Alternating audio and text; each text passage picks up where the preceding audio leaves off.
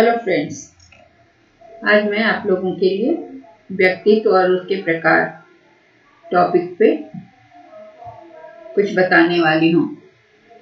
तो व्यक्तित्व और उसके प्रकार, उसकी परिभाषा। व्यक्तित्व क्या है?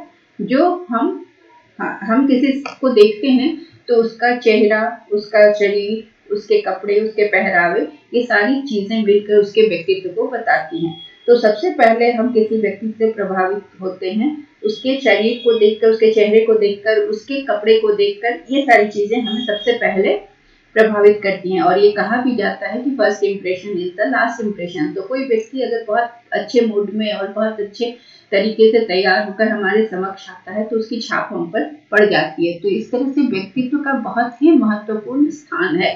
तो किसी भी व्यक्ति का व्यक्तित्व जो है उसका अर्थ होता है उसका रंग, रूप, कद, लंबाई, चौड़ाई, शारीरिक संरचना, व्यवहार, मृदुभाषी होने से लगाया जाता है।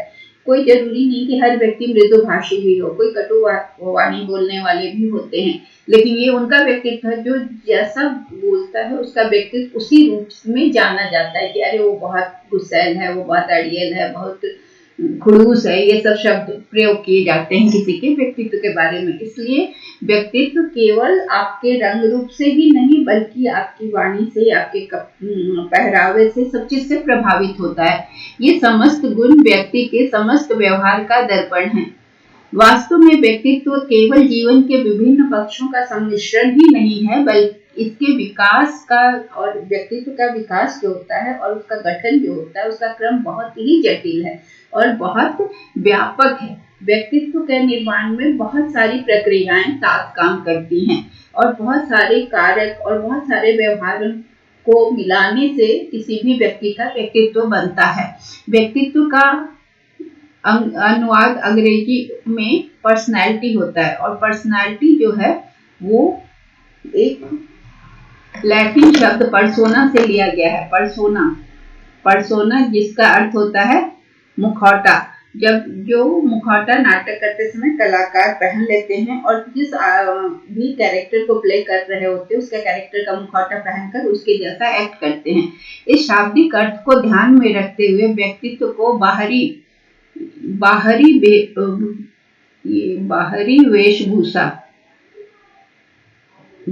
वेशभूषा और दिखावे के आधार पर परिभाषित किया गया है। क्योंकि किसी की से जब हम पहली बार मिलते हैं तो उसके अंदर क्या क्या चल रहा है, वो किस नेचर का व्यक्ति, ये नहीं पता चलता। उसका बाहरी व्यक्तित्व ही हमें पता चलता है, बाहरी वेशभूषा और बाहरी दिखावा जो होता है। तो मनोवैज्ञानिकों ने इसे अवैज्ञानिक कहा। बोला नहीं, ऐसा नहीं होता। किसी व्यक्ति का व्यक्तित्व बाहरी वेशभूषा और दिखावा के आधार पर नहीं आधारित होता है बल्कि उसके अंदर के भी भावों को जानना पड़ता है।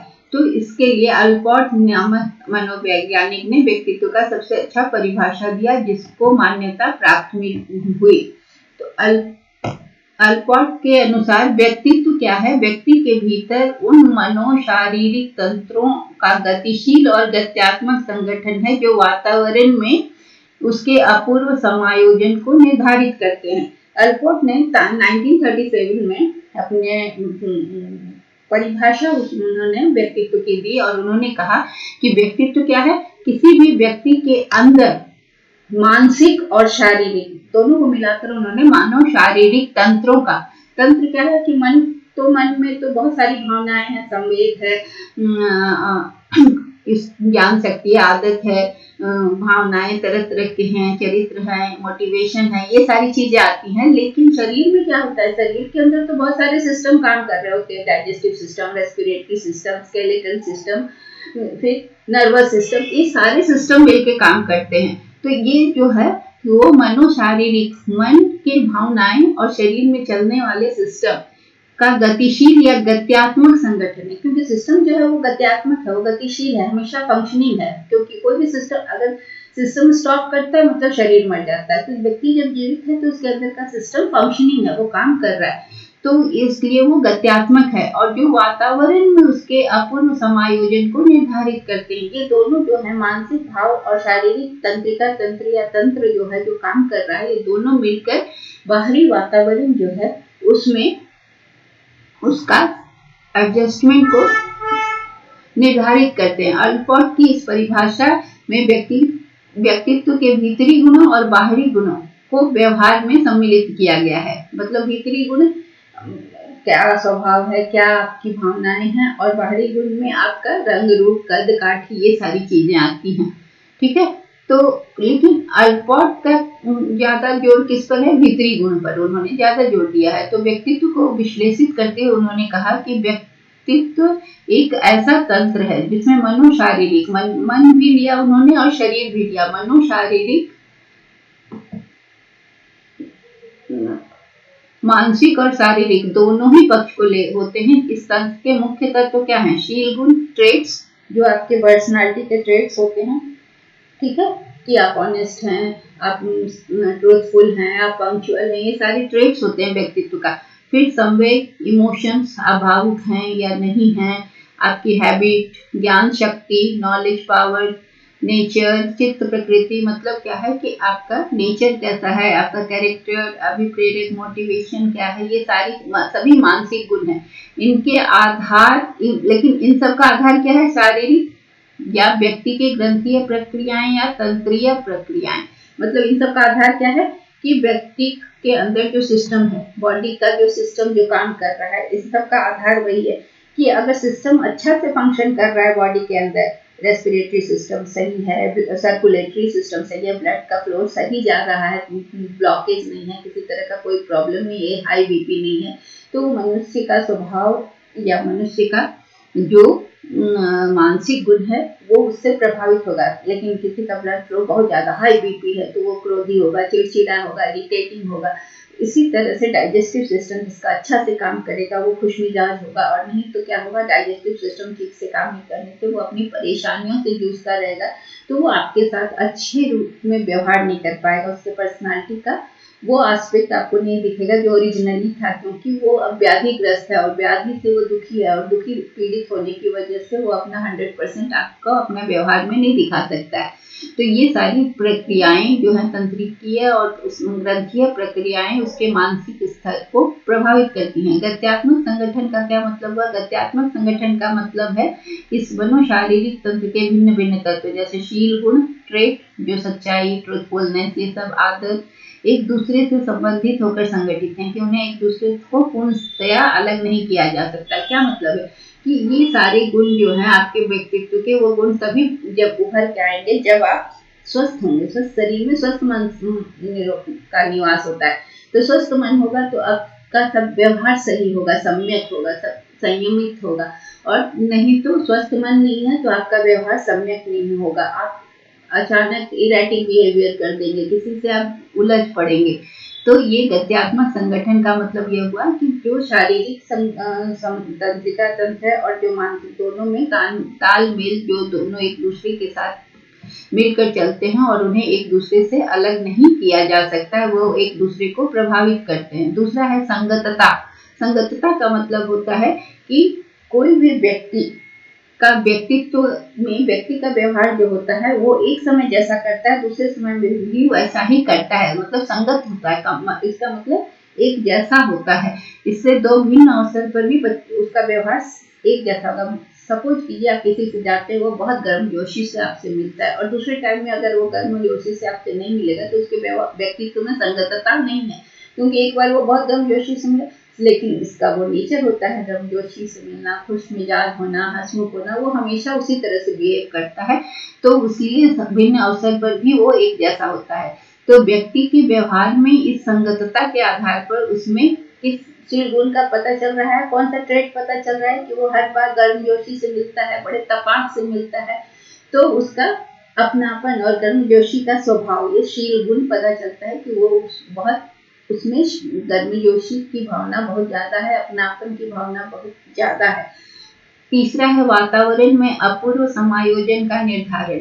अपूर्व समायोजन का निर्धारण का मतलब क्या होता है कि किसी भी वातावरण में अगर वो व्यक्ति है, प्रत्येक व्यक्ति के मनोशारीरिक गुणों का एक ऐसा गत्यात्मक डायनेमिक संगठन पाया जाता है कि उसका व्यवहार वातावरण में अपने अपने ढंग का अपूर्व होता है। मतलब क्या है कि समान वातावरण होने पर, असमान वातावरण होने पर भी उसका व्यवहार जो है या विचार या होने वाला संवेग अपूर्व होता है, मतलब वो विचलित नहीं होता, वो हर परिस्थिति में अपने को संयत बनाए रहता है, संयत व्यवहार नहीं करता, जिसके कारण वो क्या पता चलता है कि वो वातावरण के साथ समायोजन कर रहा है, एडजस्ट कर लेता है। प्रत्येक व्यक्ति हर वातावरण में एडजस्ट नहीं करता, हर व्यक्ति का एडजस्ट करने का तरीका अलग अलग होता है। सपोज आप गांव में चले जाते हैं और आपको वहाँ पर बिजली नहीं मिलती है या कहीं भी, और आपको बहुत गर्मी लगती है, आप एसी में रहने वाले हो, लेकिन आप जो व्यक्ति एडजस्ट करने वाला होता है, समायोजन करने वाला होता है, वो समायोजन कर लेता है, थोड़ा कष्ट सह लेता है। और कुछ लोग होता है लगातार बोलते रहते हैं, बड़ी परेशानी है, बड़ी दिक्कत हो रही है,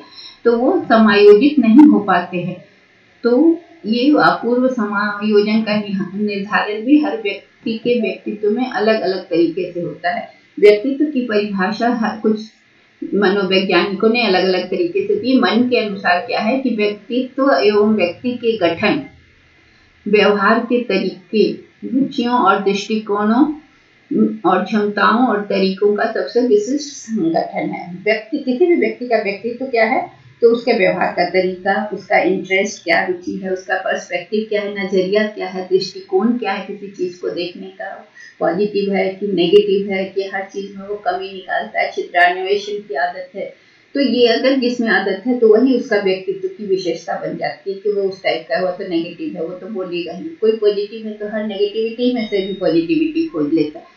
तो ये विशिष्ट संगठन है इस चीज का, व्यवहार का तरीका, रुचि, दृष्टिकोण, क्षमताओं और तरीकों का, किसी भी व्यक्ति का व्यक्तित्व। ठीक है। बिग और हंट ने बताया कि व्यक्तित्व एक व्यक्ति के संपूर्ण व्यवहार, जितना उसका व्यवहार है उसका सैंपल या आइडियल और इसकी विशेषताओं का योग उल्लेख करता है। ठीक है, कि कितना व्यवहार उसका, पूरा जो व्यवहार है वो बताता है। व्यक्तित्व में क्या बताते हैं कि नहीं वो बहुत अच्छा आदमी है, बहुत पॉजिटिव आदमी है, बहुत हेल्पफुल है, इस तरह का हम लोग कैसे बोलते हैं, तो उसके व्यवहार से ये पता चलता है किसी के व्यक्ति। वार्नी के अनुसार व्यक्तित्व व्यक्ति के संपूर्ण मानसिक संगठन है जो उसके विकास की किसी अवस्था में होता है। वार्नी का कहना है कि हर विकास की अवस्था जो हो रही है, अलग अलग अवस्था में विकास होता है। पियाजे का हमने देखा है संज्ञानात्मक विकास या शारीरिक विकास, ग्रोथ एंड डेवलपमेंट में देखा है। तो हर अवस्था में व्यक्ति का मानसिक संगठन जो है उसके हर अवस्था में होता है एक जैसा। रैक्स का कहना है कि व्यक्तित्व समाज द्वारा मान्य और अमान्य गुणों का संगठन है। अब व्यक्तित्व क्या है, रैक्स का कहना है कि समाज के द्वारा कुछ चीज मान्य है, एक्सेप्टेड है, कुछ चीज नहीं है एक्सेप्टेड, लेकिन व्यक्तित्व में दोनों चीजें पाई जाती हैं, मान्य गुण भी पाए जाते हैं, अमान्य गुण भी पाए जाते हैं। तो वो क्या है, व्यक्तित्व जो है वो दोनों गुणों का संगठन है। ठीक है। अब शारीरिक गुणों के आधार पर हिप्पोक्रेटस ने शरीर के द्रव्यों के आधार, शरीर में द्रव्य पाए जाते हैं जिसको हम लोग बाइल्स कहते हैं, और ब्लड, कफ, ये सारी चीजें शरीर के अंदर पाया जाता है। तो व्यक्तित्व के 4 प्रकार उन्होंने बताए हैं उसके आधार पर कि 4 मुख्य द्रव्य पाए जाते हैं। पहला है पीला पित्त, फिर काला पित्त, रक्त और श्लेष्मा या कफ। इनके आधार पर उनका व्यक्तित्व पता चलता है कि 4 द्रव्य में से कौन सा द्रव्य उनके शरीर में प्रधान है, कौन सा द्रव्य ज्यादा है, किस द्रव्य की अधिकता है, उसके अनुसार उनके स्वभाव होते हैं। जैसे पीला पित्त जिनके पास ज्यादा होता है वो गुस्सैल होते हैं हिप्पोक्रेटस के हिसाब से, और जिनमें काला पित्त ज्यादा होता है वो उदास होते हैं, निराशावादी होते हैं, मंदित होते हैं, अपनी ही सोच में डूबे होते हैं। रक्त वाली व्यक्तित्व जो होते हैं, रक्त वाले जिनमें ब्लड का ज्यादा प्रोमिनेंस रहता है वो आशावादी होते हैं, होपफुल, पॉजिटिव आदमी होते हैं। और श्लेष्मा कफ वाले जो होते हैं वो मंद स्वभाव के होते हैं, वो सुस्त होते हैं, लेजी होते हैं। ठीक है। तो ये हिप्पोक्रेटस ने बताया किसके आधार पर, द्रव्य, शरीर में पाए जाने वाले द्रव्य के आधार पर। अब क्रेशमर ने बताया, क्रेशमर भी एक साइकोलॉजिस्ट है, उन्होंने बताया कि व्यक्तित्व 4 प्रकार के होते हैं। पहला स्थूलकाय प्रकार, जिसमें व्यक्ति का कद छोटा होता है और शरीर भारी और गोल होता है। मोटा आदमी जो होता है, गोल मटोल आदमी जिसको हम कहते हैं, उसकी गर्दन छोटी होती है और मोटी होती है। तो ऐसे व्यक्ति जो होते हैं वो सामाजिक होते हैं और खुश मिजाज होते हैं, वो सबसे मिलना जुलना पसंद करते हैं और हैप्पी गो लकी पर्सन होते हैं इस तरह के। और कृशकाय शरीर जिनका होता है, जो दुबले पतले और गठा हुआ शरीर होता है, मतलब इस लंबा दुबले पतले होते हैं, गठा हुआ शरीर नहीं होता है, दुबले पतले लंबे होते हैं। वैसे व्यक्ति की शरीर की मांसपेशियां विकसित नहीं होती हैं, तो उनका स्वभाव चिड़चिड़ा होता है, क्योंकि वो अंदर से थोड़े कमजोर होते हैं, तो चिड़चिड़े होते हैं और सामाजिक उत्तरदायित्व से दूर रहने की प्रवृत्ति होती है। मतलब आप पर्सनैलिटी को देख के पता कर सकते हैं कि कौन सा व्यक्ति आपको खुशमिजाज लगेगा, कौन सा चिड़चिड़ा लगेगा। एक तो उनका मतलब बाहरी रूप से, बाहरी रूप रंग से भी व्यक्तित्व का पता चलता है। फिर अगला है पुष्टकाय प्रकार। इनकी मांसपेशियां काफी विकसित और गठी होती है, सुडौल टाइप के होते हैं, ना मोटे होते हैं, ना ज्यादा पतले होते हैं, ना लंबे होते हैं, ना इनका कद भी बहुत लंबा नहीं होता है, लेकिन शरीर इनका सुडौल और संतुलित होता है। इनके स्वभाव में अधिक चंचलता भी नहीं होती है। ठीक है, तो ये जनरली खिलाड़ी टाइप के भी लोग होते हैं, या गठा शरीर वाला एथलीट लोग होते हैं, दौड़ने वाले होते हैं, जिम जाने वाले जो लोग होते हैं। विशालकाय प्रकार में तीनों तरह के गुण पाए जाते हैं, स्थूलकाय के, कृशकाय के और पुष्टकाय, तीनों तरह के। अगला है समाजशास्त्रीय प्रकार। स्प्रेंगर नामक मनोवैज्ञानिक ने समाजशास्त्र के हिसाब से अपनी पुस्तक टाइप्स ऑफ मेन में व्यक्ति के सामाजिक कार्यों और स्थिति के आधार पर 6 प्रकार के व्यक्तित्व बताए। पहला बताया सैद्धांतिक व्यक्तित्व। सैद्धांतिक व्यक्तित्व वाले जो होते हैं वो सिद्धांत पे रहते हैं, जैसे मतलब मेरा सिद्धांत है कि मैं सच बोलूंगा, मैं घूस नहीं लूंगा। इस तरह के जो सैद्धांतिक व्यक्ति होते हैं वो बहुत ड्राई ऑनेस्ट टाइप के लोग होते हैं।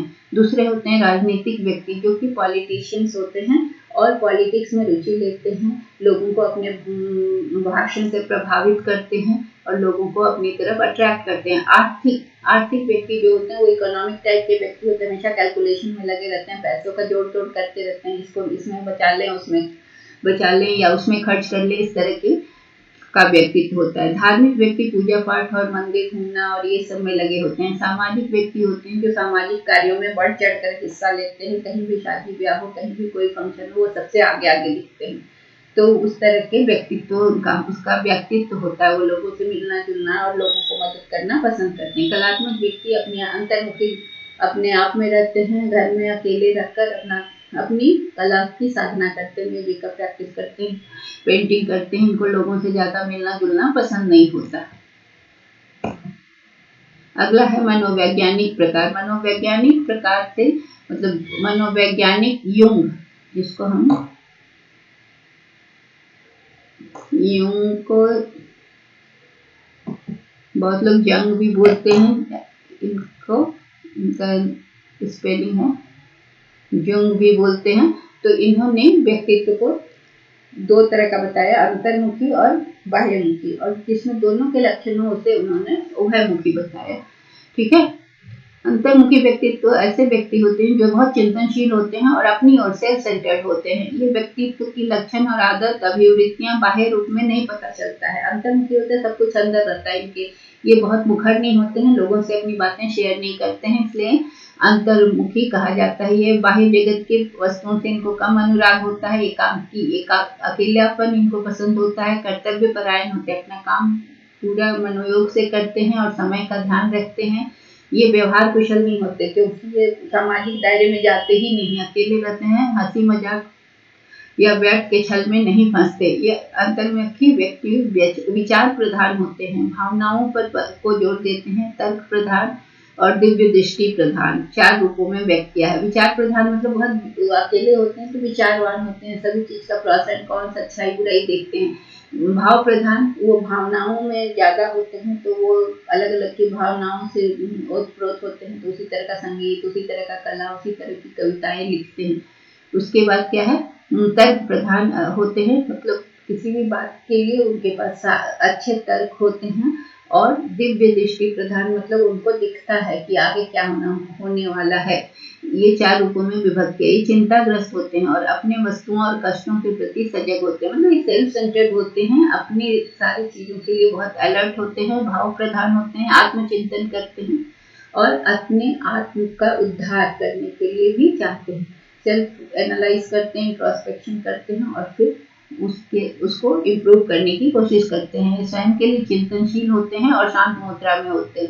अच्छे लेखक होते हैं परंतु वक्ता नहीं, क्योंकि ये अकेले रहते हैं तो लिख सकते हैं, अपने भावों को लिखकर एक्सप्रेस करते हैं, बोल नहीं पाते हैं क्योंकि इनका चिंतन का धरातल, ये सोच अच्छा सकते हैं, बोल नहीं सकते हैं बोलने में, क्योंकि ये अकेले रहते हैं। ये प्रायः रिएक्शनरी होते हैं, प्रतिक्रियावादी होते हैं और यथार्थ को अपने स्वरूप के अनुसार ढालना चाहते हैं। ये सब कुछ अपने हिसाब से करना चाहते हैं क्योंकि ये बाहरी लोगों से मिलना जुलना नहीं करते, तो इनको सब कुछ अपने हिसाब से चाहिए होता है।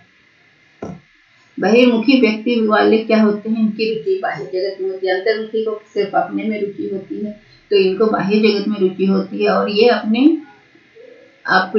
विचारों और भावनाओं को स्पष्ट रूप से व्यक्त करते हैं। मतलब खुलेआम बोलते, जो बोलना है, किसी को बुरा लगे या भला हो वो बोल देते हैं। लेकिन ऐसे व्यक्ति दिल के साफ होते हैं जो बोल जाते हैं। संसार के भौतिक और सामाजिक लक्ष्यों में बहुत रुचि रखते हैं।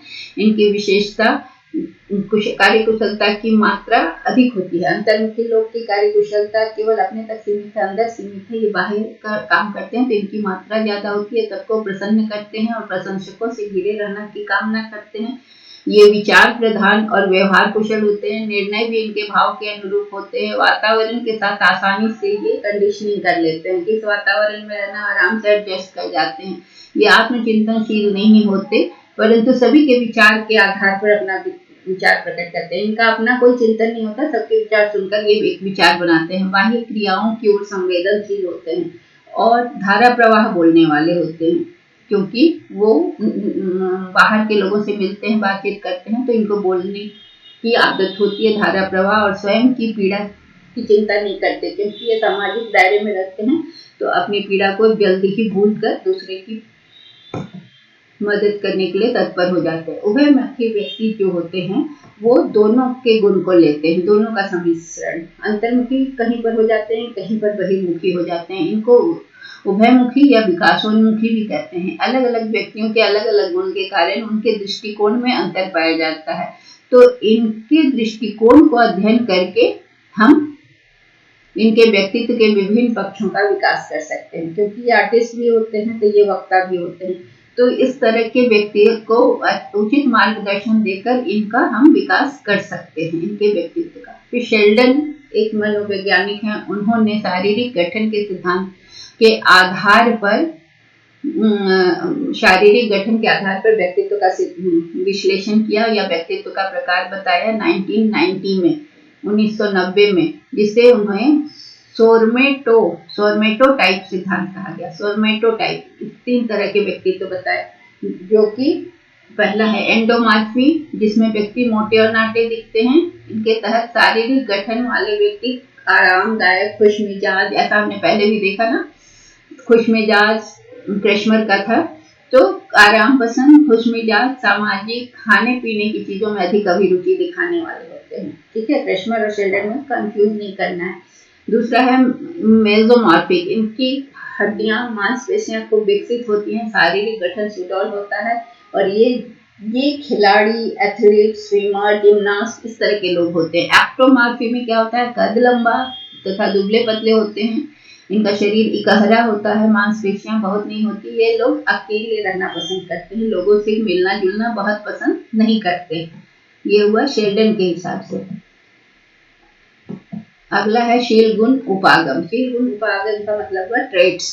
शील गुण सिद्धांत, ट्रेट्स के सिद्धांत के अनुसार व्यक्ति की संरचना विभिन्न प्रकार के शील गुण से ठीक वैसी बनी होती है। जैसे शील गुण क्या है, अलग अलग ट्रेट्स किसी व्यक्ति के, जैसे एक ईंट मिलाकर मकान बनता है, उसी तरह से बहुत सारे शील गुणों का सम्मिश्रण व्यक्ति होता है।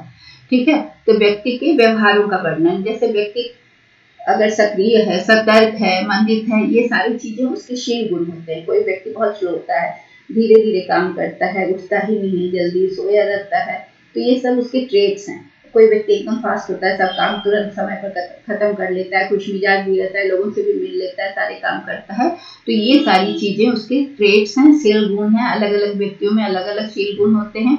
इसके अनुसार व्यक्ति का व्यवहार भिन्न भिन्न शील गुणों के द्वारा नियंत्रित होता है, जो प्रत्येक व्यक्ति में होता है। शील गुण के सिद्धांत में ऑलपोर्ट का नाम आता है। उन्होंने इसमें शील गुण के सिद्धांत में ऑलपोर्ट का योगदान है। ऑलपोर्ट का नाम शील गुण सिद्धांत के साथ मुख्य रूप से जुड़ा है। कारण क्या है कि अल्बर्ट ने व्यक्तित्व के सिद्धांत को दो हिस्सों में बांटा है। अल्बर्ट का शील गुण सिद्धांत कहा जाता है, जो कि शील गुण को दो भाग में बांटा है। ठीक है, शील गुण को दो भाग में बांटा है। पहला है सामान्य शील गुण, जो सब में पाया जाता है करीब करीब, जो समाज या एक तरह की संस्कृति है तो अधिकतर लोगों में पाया जाता है। फिर होता है व्यक्तिगत शील गुण, जिसमें कि वो विवरणात्मक होता है, हर व्यक्ति को दूसरे व्यक्ति से अलग करता है। यह व्यक्तियों को एक दूसरे से अलग करता है। एक हुआ जैसे हम लोग जनरल और स्पेसिफिक इंटेलिजेंस टाइप की चीज हुई थी। एक तो सब में पाया जाता है, दूसरा है कि वो स्पेसिफिक होता है, जो व्यक्तियों को एक दूसरे से अलग करता है।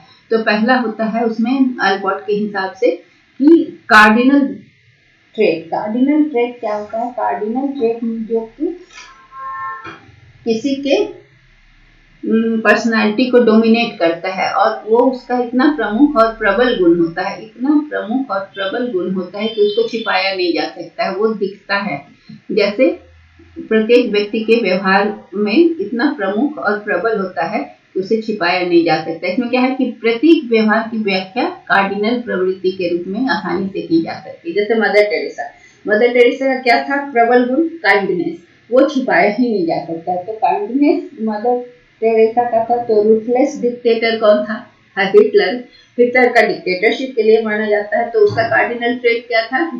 कि रूथलेसनेस, ठीक है, डिक्टेटरशिप। और मदर टेरेसा का क्या था? तो दयालुता, काइंडनेस, अल्ट्रुइज्म जिसको कहते हैं।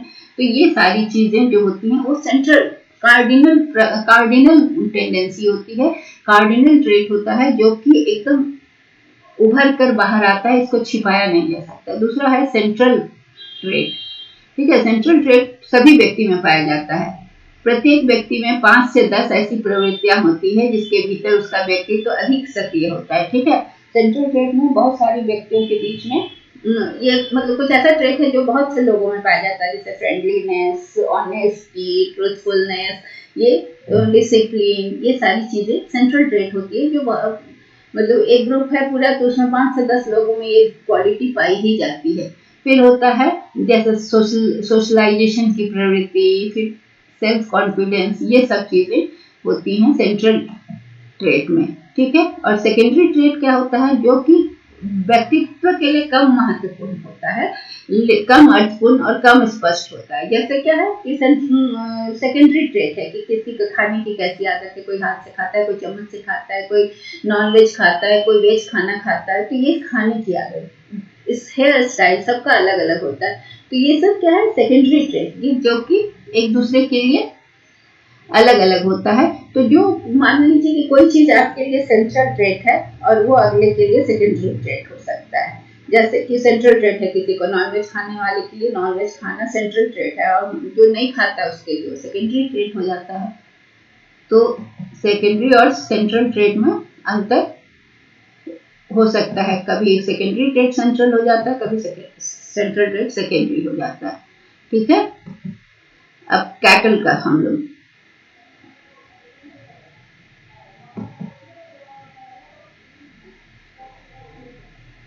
कैटल का योगदान क्या है शील गुण सिद्धांत में? अल्बर्ट के बाद कैटल का नाम आता है। कैटल ने मुख्य ट्रेट्स जो होता है उसकी शुरुआत की 18 अल्बर्ट ने कितना ट्रेट्स बताया? किसी मतलब पूरे मानव जाति में कितने शील गुण हो सकते हैं? तो कैटल ने 18,000 ट्रेट्स बताया। ठीक है, और इसको ये अल्बर्ट ने, और इसको छांट कर कैटल ने 4500 कर दिया, उसमें से चुन के निकाल लिया 4500।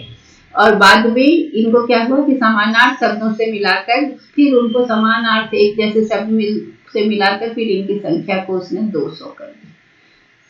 फिर बाद में फिर और क्या, फिर विश्लेषण किया, फिर देखा कि नहीं ये तो इससे मैच कर रहा है, ये इससे मैच कर रहा है, ये ट्रेट तो ये सिमिलर है, ये ट्रेट सिमिलर है, तो इसको फिर उसको कोरिलेशन करके उसकी संख्या को उन्होंने 35 कर दी। तो पहले कितना था?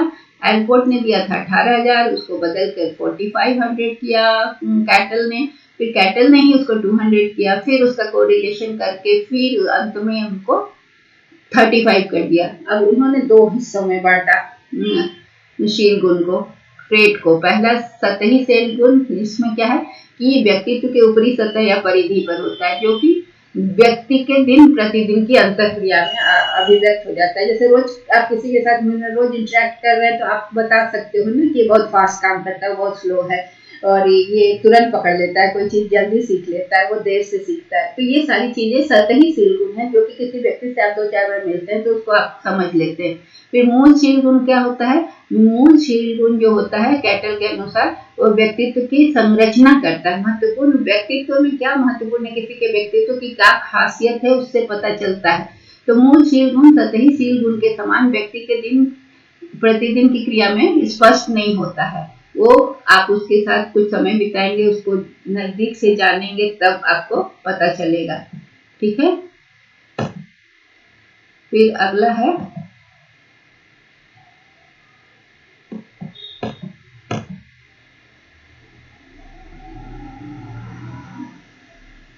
मनोश्लेषिक सिद्धांत। मनोश्लेषिक सिद्धांत साइकोलॉजिस्ट, ये सिगमंड फ्राइड का नाम सबने सुना है। उन्होंने ये सिद्धांत दिया। उन्होंने 40 साल के अपने नैदानिक अनुभव, डायग्नोस्टिक अनुभव के नैदानिक मतलब डायग्नोस्टिक अनुभव के बाद व्यक्तित्व के सिद्धांत का प्रतिपादन किया। उसे व्यक्तित्व का मनोवैश्लेषिक, साइको एनालिटिक सिद्धांत कहते हैं। मनोविश्लेषिक होगा, मनोवैश्लेषिक, ठीक है, साइको एनालिटिक सिद्धांत दिया, जिसमें कि उन्होंने मनोवैश्लेषिक सिद्धांत जो है मानव के प्रकृति के स्वभाव के बारे में कुछ मूल पूर्व कल्पनाओं पर आधारित है। फ्रायड ने व्यक्तित्व की संरचना का वर्णन करते समय 2 मॉडल बनाया, एक आकारात्मक, एक गत्यात्मक। तो आकारात्मक मॉडल का मतलब हुआ कि जहाँ संघर्षमय परिस्थिति की गत्यात्मकता उपस्थित होती है, मतलब कि संघर्ष, मतलब ये आकारात्मक में क्या होता है कि वो ऐसा पहलू है जो संघर्षमय परिस्थिति में उत्पन्न होती है। तो आकारात्मक मॉडल में उन्होंने क्या बताया, उसमें 3 स्तर में उन्होंने बांटा। 3 स्तर क्या क्या है? पहला है चेतन, दूसरा है अर्धचेतन, और तीसरा है अचेतन। अब तीनों को हम लोग एक एक करके देखेंगे। तो चेतन क्या है? चेतन में उन्होंने बताया कि मन का वह भाग जिसमें सारी संवेदनाएं और अनुभूति होती है, मतलब वर्तमान में माइंड में जितने तरह की भावनाएं और अनुभूति और संवेदनाएं होती है, उसे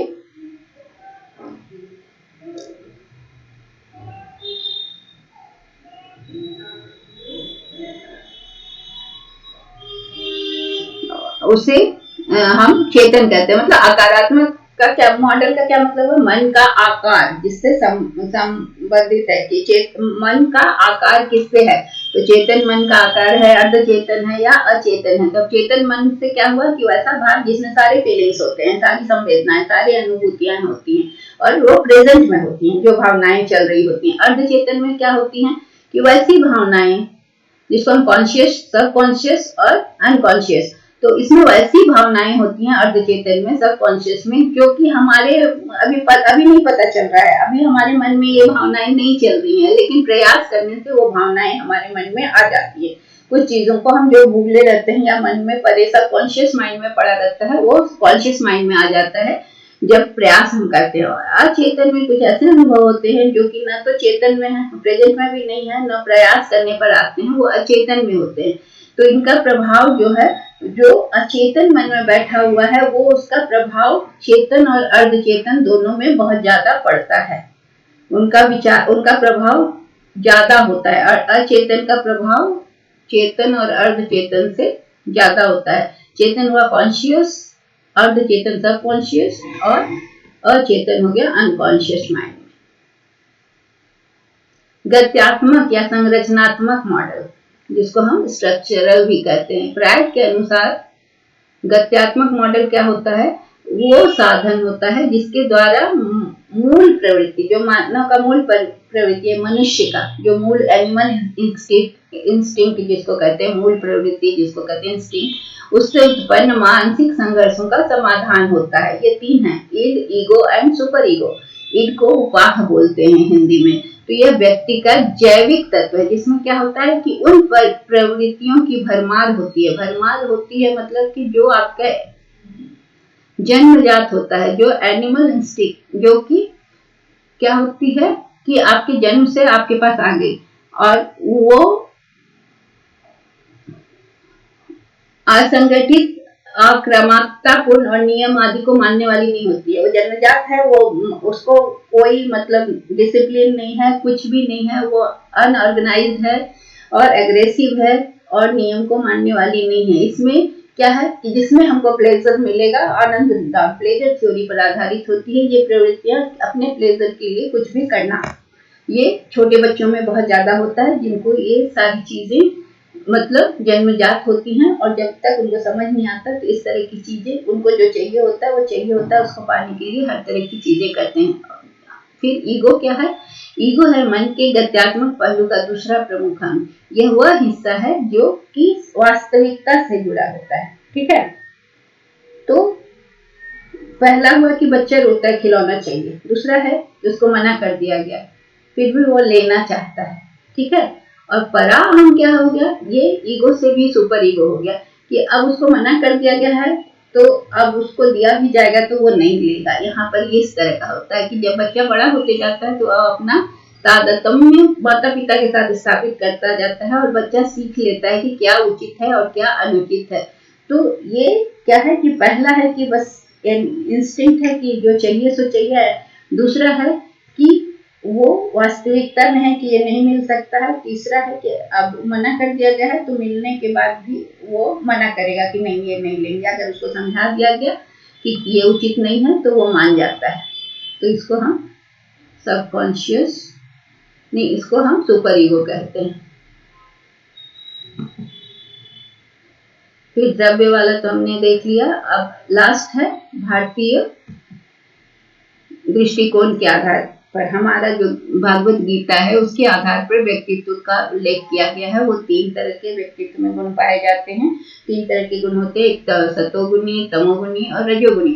तो इन्हीं गुणों का आधार मानकर भारतीय दृष्टिकोण के आधार पर व्यक्तित्व तो 3 भाग में बांटा गया, सात्विक, राजसी और तामसी। सात्विक व्यक्ति कौन होता है? जिसमें सद्गुण पाया जाता है। वो ज्ञानी, निर्मल और शांत स्वभाव का होता है। वो तुरंत उग्र नहीं होता है, रिएक्ट नहीं करता है, और वो साधु संत टाइप के सात्विक प्रवृत्ति के होते हैं। खाना भी उनका सात्विक होता है, मतलब कंदमूल, फल, निरामिष, आम, ये इस टाइप का खाना खाते हैं, जिसमें कि कुछ भी उस तरह का चीज ना हो। प्याज, लहसुन, मीट, ये सारी चीजें नहीं खाते हैं, बिल्कुल सात्विक खाना खाते हैं। फिर राजसी जो होते हैं, इनमें रजोगुण की प्रधानता होती है। ऐसे व्यक्ति क्या होते हैं? साहसी होते हैं, आक्रामक होते हैं और दबंग प्रवृत्ति के होते हैं। सात्विक लोग शांत प्रवृत्ति के होते हैं, ये आक्रामक होते हैं, दबंग होते हैं। इनका खान पान भी थोड़ा राजसी टाइप का होता है, थोड़ा ज्यादा रिच फूड वगैरह खाते हैं। फिर तामसी व्यक्ति जो है ये तमोगुणी होते हैं। ऐसे व्यक्ति आलसी होते हैं, क्रोधी होते हैं और अनावश्यक लड़ाई झगड़ा करने वाले होते हैं। तो हमारे भारतीय दृष्टिकोण या श्रीमद् भगवत गीता के अनुसार भी व्यक्तित्व का जो वर्णन किया गया है उसमें सात्विक, राजसी और तामसी होता है। इस तरह से हम लोगों ने व्यक्तित्व का पूरा वर्णन देख लिया। So that's all. Thank you.